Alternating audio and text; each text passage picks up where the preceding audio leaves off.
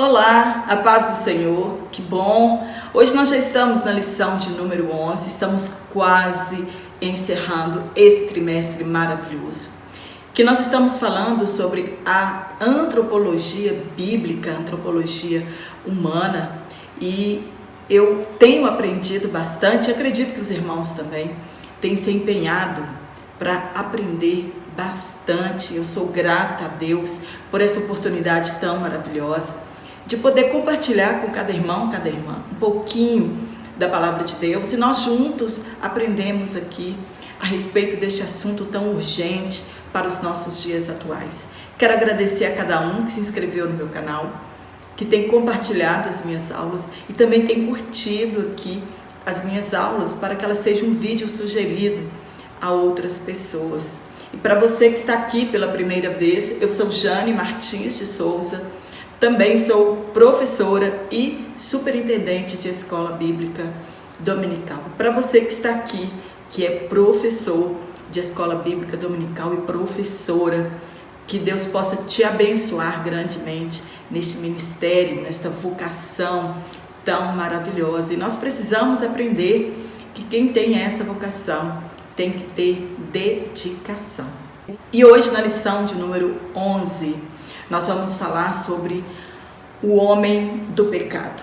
E é um assunto difícil, polêmico, porque são revelações futuras que desde o profeta Daniel, elas já foram vaticinadas a este respeito. Tudo que Deus vai fazer, Ele avisa aos seus servos. Então, desde o profeta Daniel, já está sendo vaticinado a respeito deste homem do pecado, sobre o anticristo, sobre o falso profeta, sobre a besta, sobre um grande líder mundial que governará o mundo, e também Apocalipse. Então, são revelações que somente o Espírito Santo pode nos dar para que nós possamos continuar firmes na promessa do arrebatamento da igreja. Então fica comigo até o final desta aula e nós vamos aprender juntos a respeito desta palavra. Tem muitas pessoas que têm até medo, de falar sobre este assunto, mas isso é urgente para os nossos dias atuais e para o curso que as coisas estão tomando na atualidade. E aqui nesta carta aos Tessalonicenses, Paulo ele tem uma única preocupação com a fé daquela igreja nova que tinha surgido em suas viagens missionárias. Então ele roga, ele admoesta aqueles irmãos que se mantenham firmes para aquela grande esperança que é a volta de Jesus Cristo, que é chamada de parousia, a vinda de Cristo. E ele diz então para eles não entrarem em pânico, perdendo a esperança de alguma forma da chegada do dia do Senhor. Ele vai dizer para eles, o importante é, escreve o apóstolo, mantenham-se confiantes, andem conforme os ensinamentos de Cristo e vocês não precisarão temer. Se nós estamos firmados na palavra de Deus, não há com que temer a respeito da revelação do homem do pecado. Paulo diz que talvez eles estejam aterrorizados com alguma falsa profecia ou alguém que tenha interpretado errado a sua primeira carta, ou eles tenham ouvido de alguém alguma coisa que não condizia com os ensinamentos do apóstolo para aquela igreja. E esta falsa notícia, entre aspas, ela dizia que o dia do Senhor já tinha começado, que eles não foram libertos da perseguição e que eles tinham sido deixados para trás e nem estavam reunidos com o Senhor. Será que eles haviam sido deixados para trás? Era esta a grande dúvida dos irmãos em Tessalônica. Então a exortação paulina para eles é: não deixe que ninguém vos engane, pois antes daquele dia virá a apostasia. Apostasia é afastar-se da fé, afastar-se da ortodoxia cristã bíblica E Paulo estava dizendo para ele: não deixe que ninguém vos engane. Foi o mesmo conselho de Jesus Cristo para os discípulos naquele tempo. Foi o mesmo conselho do apóstolo Paulo para aquela igreja em Tessalônica. E é o mesmo conselho para nós. Nós não podemos deixar ser enganados por falsos profetas, por falsas profecias, por pessoas que deturpam a palavra de Deus. Somente depois do arrebatamento, que a igreja se apostatar, é que será revelado o homem do pecado. Um homem será usado por Satanás para afrontar a Deus e para perseguir Israel. Ele também é chamado de anticristo. Nós não podemos ignorá-lo. Nós temos de conhecer suas estratégias, suas artimanhas, seu caráter, sua missão e o seu destino.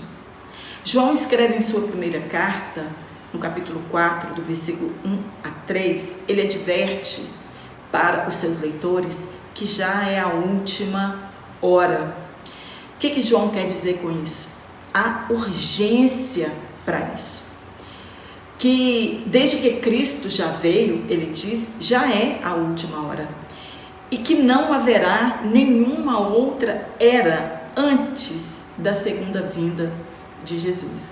João adverte que haviam muitos anticristos. Ele não fala apenas de um, mas ele fala de muitos anticristos. E na era dele, que João escreveu esta carta, eram os gnósticos, que eram conhecidos como os anticristos.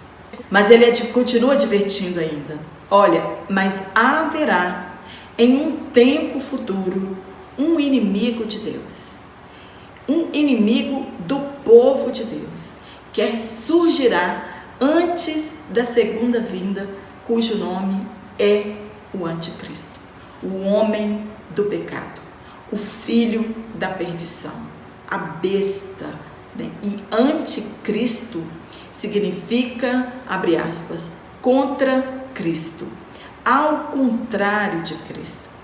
Ele parecerá com Cristo, mas ele fará todas as obras contrárias a que Cristo fez aqui na terra.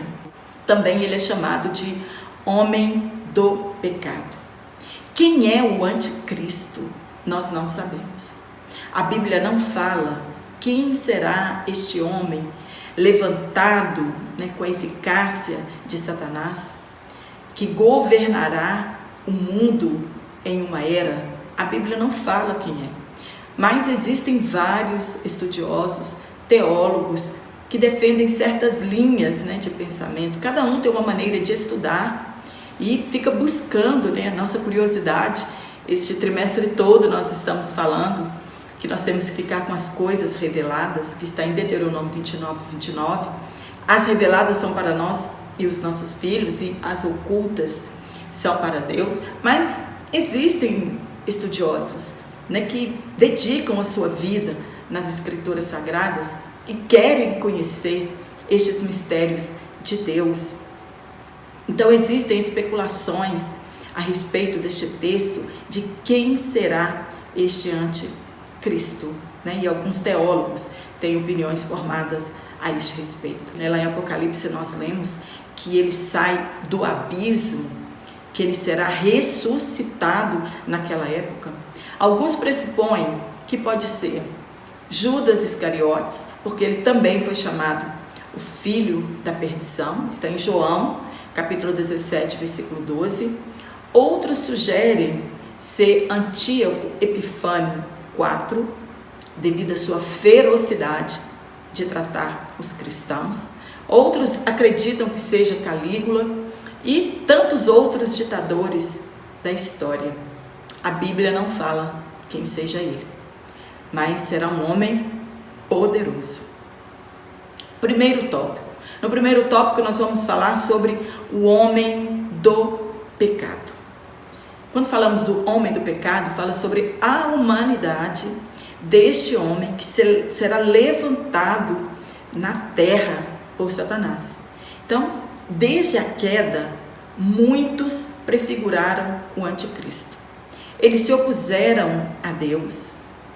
O caminho do homem do pecado estava sendo aberto até que ele se manifeste assim como Jesus. João veio primeiro e anunciou a vinda do Messias. João, ele aplanou o caminho para Jesus.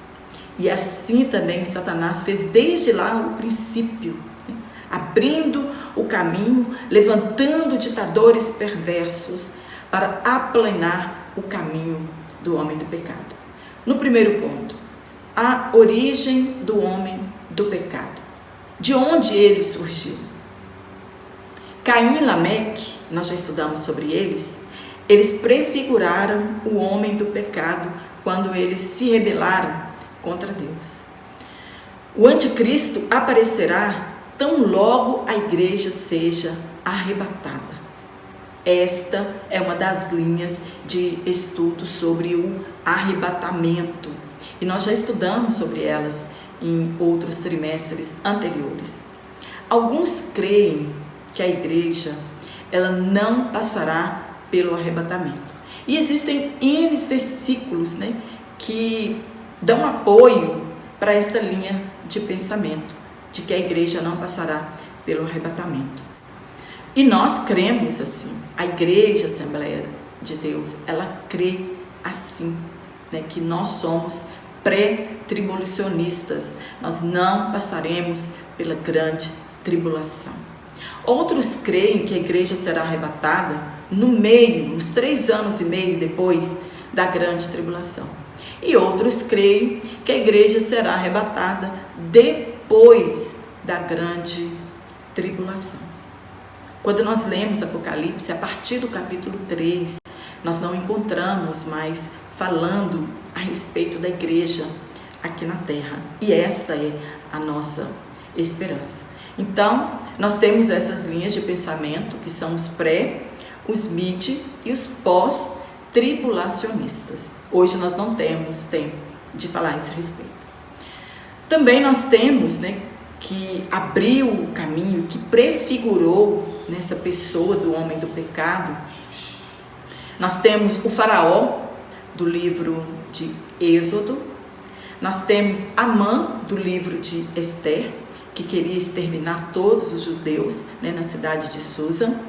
Também nós temos o sanguinário Herodes, e esses textos estão em Êxodo capítulo 1, versículo 8 ao 16, Esther capítulo 3, versículo 1 a 6, e Mateus capítulo 2, versículo 13. Desde o princípio, muitos se fizeram anticristos, se opuseram a Deus, se rebelaram contra os planos de Deus. O diabo, a princípio, ele quis usurpar o lugar de Deus.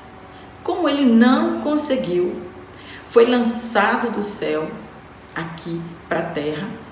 Ele quis tomar o lugar de Deus no coração dos homens. Ele quer receber a adoração que é devida ao Criador de todas as coisas. E ao longo da história, muitos foram assim. Nós temos o Epifânio IV, o Antíoco Epifânio IV, 167 antes de Cristo. Naquela época, os elementos distintivos do judaísmo foram proscritos, os sacrifícios foram interrompidos e o templo foi dedicado a Zeus olímpico, onde sacrificavam porcos no altar. Era o Baal helenizado. Ele aceitava a adoração das pessoas e ele era chamado, abre aspas, de Deus manifestos.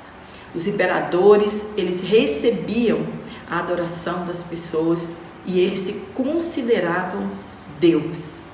Hitler, ele matou quase 8 milhões de judeus. Alguns falam em 6 milhões, 5 milhões, outros falam em 8 milhões de judeus foram exterminados por este homem chamado Hitler, que também prefigurava o anticristo. E nós temos também Nero, Stalin e Maria I da Inglaterra. Existe uma lista enorme destes nomes. Nós encontramos mais de 50 ditadores que passaram pela terra e prefiguravam o anticristo. No ponto 2, quais são os títulos do homem do pecado? Nós já falamos quase todos eles aqui na introdução da nossa lição. Um deles é o anticristo. Somente em João é citado este nome, anticristo. Também ele é chamado de filho da perdição. Está em João, capítulo 17, versículo 12. Também ele é chamado de a besta do mar. Está em Apocalipse, capítulo 13, a partir do versículo 1. Também no capítulo 17, a partir dos versículos 3. Que para a maioria dos cristãos teólogos é o chifre pequeno de Daniel, no capítulo 7, do versículo 7 ao 8 e do versículo 19 ao versículo 26. E ele é também chamado de homem do pecado. Esta besta, ele formará uma trindade satânica, profana, com uma segunda besta que subiu da terra e com o dragão, Satanás. Então será o anticristo, o falso profeta e o dragão, que é Satanás, na imitação de uma oposição à Santa Trindade. No ponto 3, a natureza do homem do pecado. Qual é a natureza dele? A natureza dele será humana. Ele nascerá aqui ou já nasceu aqui no nosso meio. Quantas vezes nós olhamos ao longo da história, nós olhamos para algum líder político ou para algum líder religioso e por causa das suas atitudes, nós deduzimos que ele seja o anticristo. Nós olhamos para uma religião crescente e achamos que já é o anticristo. Isto é uma visão da instituição do mal. Paulo ele escreve em Tessalonicenses que uma pessoa consumadamente má um dia será revelado. E esta revelação se dará um pouco antes da parousia, da segunda vinda de Jesus Cristo, da primeira fase da segunda vinda de Jesus Cristo, que ele virá nas nuvens encontrar com a igreja. E após esta revelação deste homem do pecado, virá uma apostasia geral, ou o abandono da verdadeira religião. Ele exigirá honras divinas, ele desejará, ele vai exigir das pessoas que o adorem como Deus. Ele será uma realização da força do mal, chamado de o mistério da injustiça agora operante. Este mistério da injustiça, ele é um segredo profundo demais para a ingenuidade humana. Assim como Cristo era um mistério oculto em Deus, haverá também o mistério da iniquidade. E a nossa mente humana, ela é ingênua demais para perceber este mistério. Existem dois espíritos hoje na terra operando. Um é o Espírito Santo de Deus, que está aqui cuidando da igreja, e o espírito do anticristo. A Bíblia diz que ele já está aqui, ele já reina, o espírito dele já reina. Há um paralelo entre o ministério de Jesus e o ministério do homem do pecado. Na verdade, ele imitará as obras de Cristo, mas ao contrário. Quem está por trás dele? O poder ativo de Satanás. Enquanto que Jesus é Deus, o Criador, que o enviou. Ele virá em poder, isso revela a sua força sobre-humana, da mesma forma que Jesus veio, com duas naturezas, uma humana e uma divina. E ele também virá em poder. Mas quem dará este poder a ele é Satanás. Ele virá com sinais e maravilhas, do mesmo jeito que Jesus veio. Só que os prodígios dele serão de mentira, para enganar as pessoas. Não que esses prodígios não acontecerão, mas para enganar as pessoas. Enquanto que os prodígios e maravilhas de Jesus era para atrair as pessoas ao reino de Deus. E ele operará esses sinais e prodígios da mesma forma que os magos do faraó operaram. Ele imitará os poderes de Cristo. Em Atos 2:22 está escrito, abre aspas, Jesus foi aprovado por Deus por meio de milagres. E este anticristo, ele conseguirá que o mundo o aceite e o adore por causa dos seus sinais, por causa dos seus prodígios. Ele somente poderá operar aqui na terra depois do arrebatamento da igreja, pois a igreja não foi designada à ira. Está em 1 Tessalonicenses capítulo 1, versículo 10. Hoje, nós estamos escutando nas redes sociais, ouvindo vídeos gravados pelos judeus, eles falarem que o Messias, entre aspas, está perto de chegar. E eu fico pensando, será que a chegada desse Messias, eles não estão anunciando a chegada do anticristo e eles estão imaginando que seja o Messias prometido por Deus, registrado no livro dos profetas? Os judeus acreditarão nele. Ele se assentará no terceiro templo. Será um homem que liderará o sistema mundial. E tudo já está se preparando para a sua chegada. Quando nós assistimos vídeos no YouTube a respeito dos judeus, eles já estão construindo os instrumentos para o terceiro templo. Eles já estão fazendo tudo para que quando for autorizado a construção do terceiro templo, quando eles voltarem para a Palestina, que é uma profecia bíblica, então o anticristo se manifestará. Então, os caminhos já estão aplainados para a sua vinda.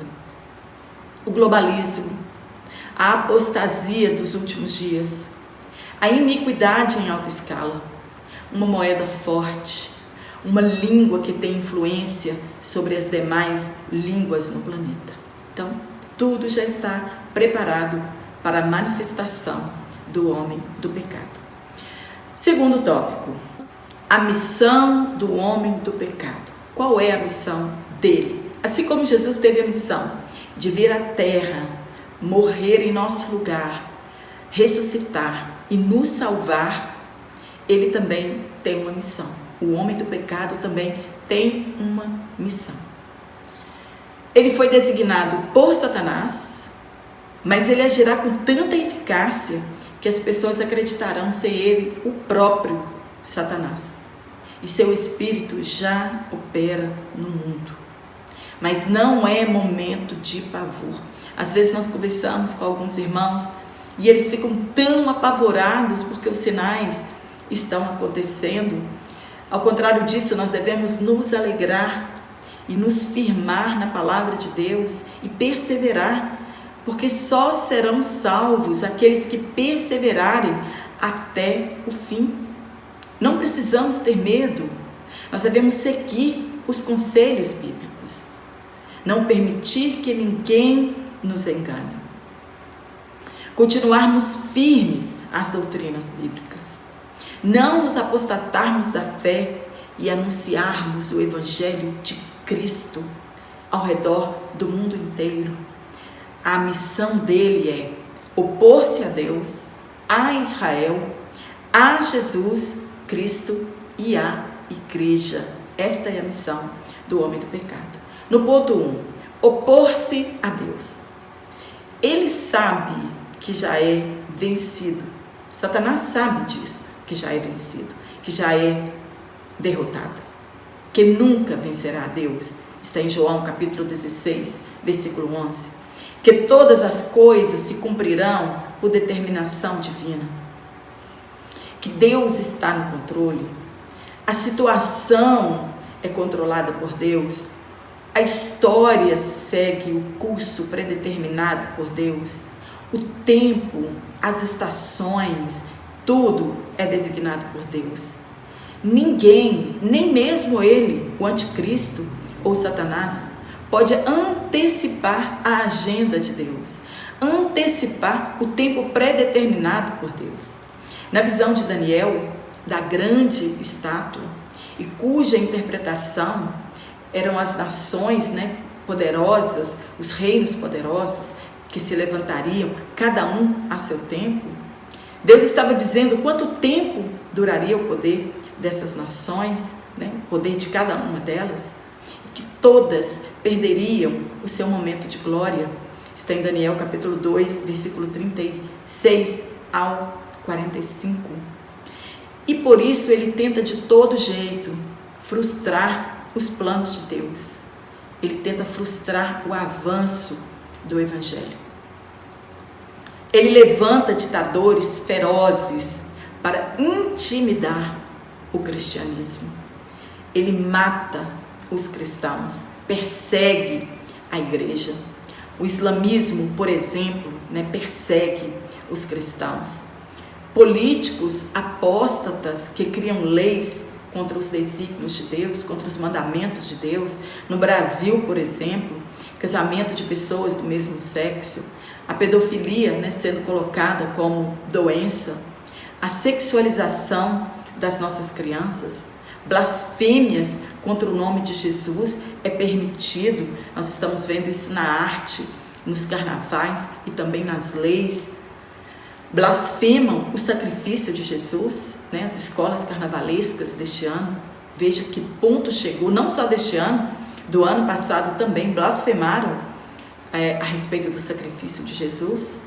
E nós temos a esperança que Jesus Cristo breve virá e Ele dará a vitória à sua igreja.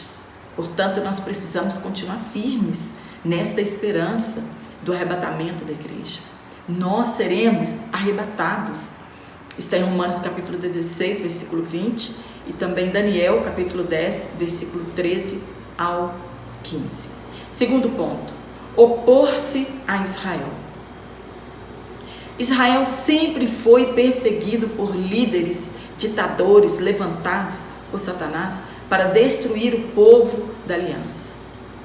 Eles não creram em Jesus como Messias enviado por Deus, quando ele veio montado em um jumentinho. Não era esse tipo de Messias que eles esperavam, mas um enviado forte, poderoso, que dominasse as nações, que dominasse aquela nação poderosa naquele século, naquele tempo que era Roma, que um Messias que tiraria o jugo de cima deles. E hoje eles anunciam que o Messias está chegando. E ele virá da maneira que eles desejam. Poderoso, rico, será feita a construção do terceiro templo. Ele defenderá e protegerá Israel das outras nações. Ele fará uma aliança com eles por 3 anos e meio e depois se revelará o iníquo. Ele perseguirá Israel para destruí-los e eles recorrerão a Deus e Jesus virá e vencerá o iníquo e todo Israel será salvo. O remanescente, claro, será salvo. Está em Romanos capítulo 11, versículo 26.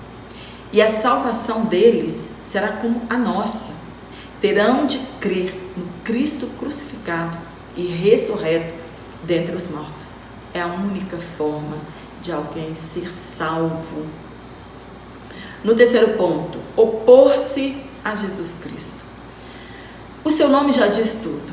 Anticristo. Contra Cristo. Contra tudo. Irá colocar-se no lugar de Cristo, como se ele fosse o verdadeiro Messias e Salvador do mundo. Ele trará uma falsa paz, uma falsa prosperidade, uma falsa segurança. Ele dará uma paz. Jesus disse: olha, eu vos dou a paz, mas não vos-la dou como o mundo a dá. E ele dará a paz que a humanidade vai desejar naquela época, que é uma paz sem um mundo sem guerras, né? E Jesus não trouxe esse tipo de paz. Jesus trouxe uma paz interna que nos liga a Deus, né? Uma paz de reconciliação com Deus. Então ele trará uma falsa paz, uma falsa prosperidade, uma falsa segurança.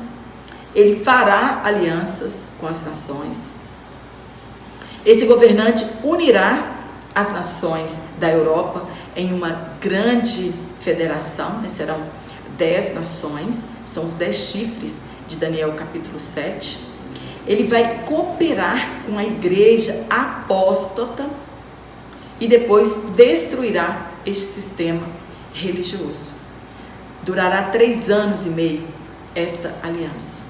Porém, depois desses 3 anos e meio, ele vai quebrar esta aliança, invadirá Israel, se assentará no lugar de Deus e exigirá adoração.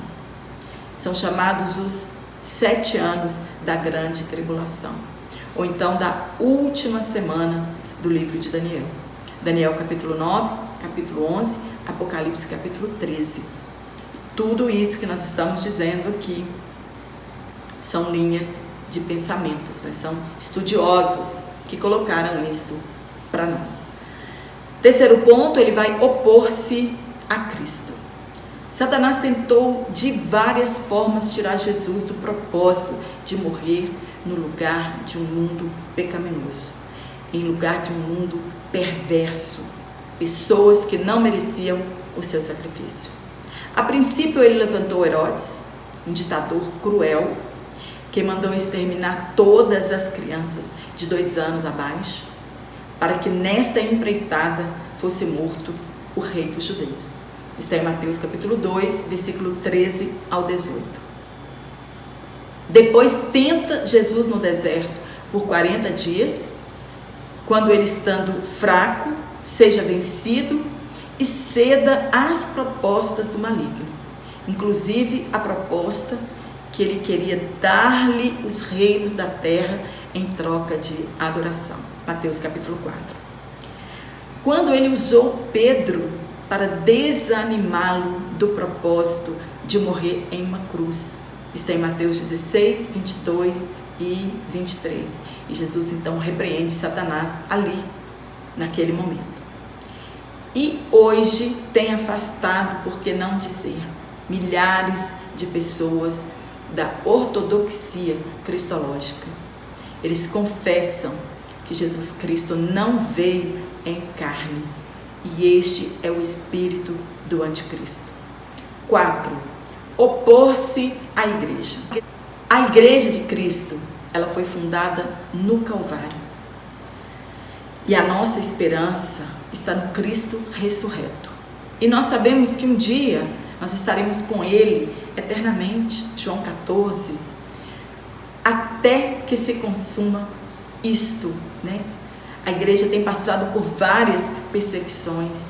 Inclusive a igreja em Tessalônica estava passando por momentos difíceis e eles queriam desistir da fé. Jesus nos avisou que estas coisas aconteceriam. Está em João capítulo 15, versículo 18 e 19. A igreja do século I, ela sofreu muito. Sua mente não foi destruída por estar fundamentada em Cristo e em sua palavra. Quanto mais os cristãos morriam, mais eles entendiam que estavam no caminho certo. Os apóstolos, Paulo, Estevão, os cristãos incendiados, mortos no Coliseu de Roma, hoje perseguidos pelos muçulmanos, perseguidos pelas nações ímpias que nós vivemos, perseguidos por este sistema globalista, longe de Deus. O conselho que nós temos da palavra de Deus é que nós devemos resistir firmes, sem olhar para trás. Nós temos o Espírito Santo de Deus, nosso Consolador, o Espírito da verdade, pois ele é mais poderoso do que o maligno, Está em 1 João capítulo 4, versículo 4. João diz que o que está em nós é muito maior do que o que está no mundo. Nós devemos temer a Deus, que tem poder absoluto, que tem o poder de matar o nosso corpo físico e, por último, matar a nossa alma. Está em Mateus capítulo 10, versículo 28. Terceiro e último tópico, nós vamos falar sobre a destruição do homem do pecado. O início, o meio, o fim dele já está predeterminado na palavra de Deus, por Deus. O reino de Jesus Cristo é eterno, enquanto que o reino do anticristo, ele é passageiro. Ele reina em espírito agora, mas o reinado dele durará literalmente 7 anos. Primeiro a igreja será arrebatada, essa é a nossa esperança, de que a igreja não passará pela grande tribulação. Deus permitirá que a trindade satânica reine por um pouco de tempo, o anticristo, o falso profeta e Satanás, o dragão. Hoje o anticristo ele não opera, porque há um que detém a sua manifestação, o Espírito Santo, que está em operação com a igreja e por intermédio dela, somente ele detém que o homem do pecado se manifeste hoje. Deus tem tempos designados e ninguém consegue mudar a agenda de Deus, nós já falamos, 1 Tessalonicenses capítulo 5, versículo 1, e é o Espírito Santo, o amigo do noivo, que levará a igreja ao encontro do noivo, e é ele que detém a manifestação do iníquo. Ele é o nosso penhor.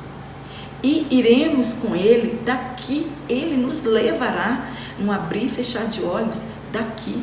Então, retenhamos firmes a nossa fé. Esta é a nossa esperança.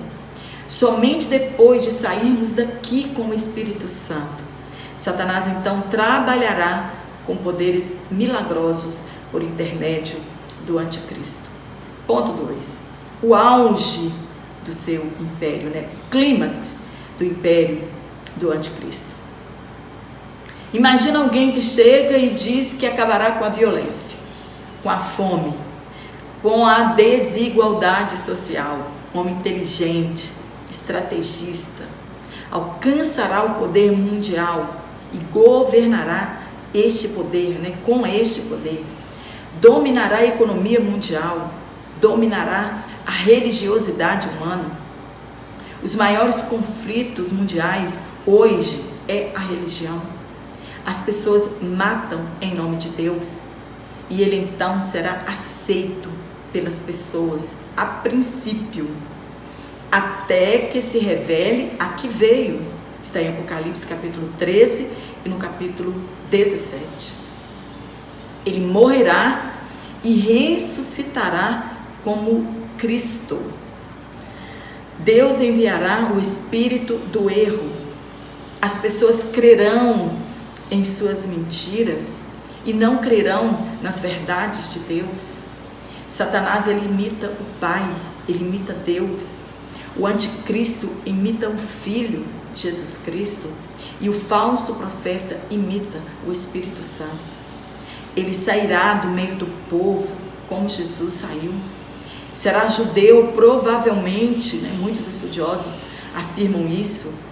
Ele terá características religiosas, a visão diz que ele tem chifres, parecendo cordeiro, mas sem autoridade.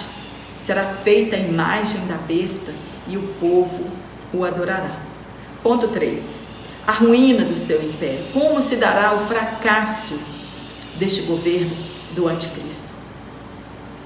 Quando Israel perceber que caiu em uma armadilha, crerão então em Jesus Cristo, se voltarão a Deus, buscarão misericórdia e socorro da parte de Deus. Depois dos 3 anos e meio, começarão as pragas descritas em Apocalipse. Muitos morrerão por não negarem a Cristo. Chegará a batalha final de Armagedon. Jesus quebrará o poder do perverso, matará com o assopro de sua boca. Isso quer dizer que não haverá batalha. Jesus então descerá com a igreja gloriosa, destruirá para sempre o falso profeta e o anticristo, que serão lançados no lago de fogo. Uma batalha como nunca vista antes. Talvez, ninguém sabe, a Terceira Guerra Mundial. E que também depois do milênio, Satanás será lançado no lago de fogo. Apocalipse capítulo 13, capítulo 17, capítulo 19 e capítulo 20. Ninguém pode resistir a Jesus Cristo, Cordeiro de Deus, o leão da tribo de Judá, o Rei dos Reis, o Senhor dos Senhores. A Ele honra e glória para todo o sempre. Infelizmente tem muitas pessoas querendo esperar, a grande tribulação. Outras estão sonhando com o milênio. Se nós não estamos resistindo a estas provações que nós estamos passando aqui, e como a igreja de Tessalônica, muitos estão desanimados, a palavra de ordem hoje é para nós perseverarmos na fé em Cristo Jesus, cuidarmos para que não sejamos enganados por esse espírito do anticristo. Amém? Espero ter te ajudado. É um tema bastante difícil, confesso. Precisamos estudar bastante, para dominarmos esta aula em nossa sala de aula, buscarmos recursos, da palavra de Deus para aprendermos sobre a escatologia bíblica. Se você gostou deste comentário, dá um curtir aqui, se inscreva no meu canal, compartilhe em suas redes sociais. E eu quero mandar um abraço para todos os irmãos e todas as irmãs que têm comentado nas minhas aulas, de onde são, a que a igreja pertence. Fica aqui o meu abraço, a minha gratidão pelo carinho de todos vocês. E eu te aguardo aqui na nossa próxima aula, se Deus assim nos permitir então.